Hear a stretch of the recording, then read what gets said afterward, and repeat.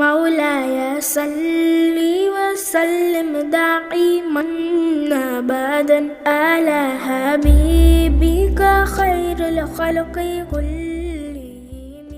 قال أخبرنا شعيب عن الزهري قال حدثني عامر بن سعد عن سعد بن أبي وقاص أنه أخبره أن رسول الله صلى الله عليه وسلم قال إنك لن تنفق نفقة تبتغي بها وجه الله إلا أجرت عليها حتى ما تجعل في فم امرأتك।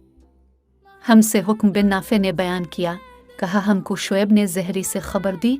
उन्होंने कहा कि मुझसे आमिर बिन साद ने साद बिन अबी वकास से बयान किया। उन्होंने उनको खबर दी कि नबी करीम ने फरमाया, बेशक तो जो कुछ खर्च करे और इससे तेरी नियत अल्लाह की रज़ा हासिल करनी हो तो तुझको इसका सवाब मिलेगा, यहाँ तक कि इस पर भी जो तो अपनी बीवी के मुंह में डाले।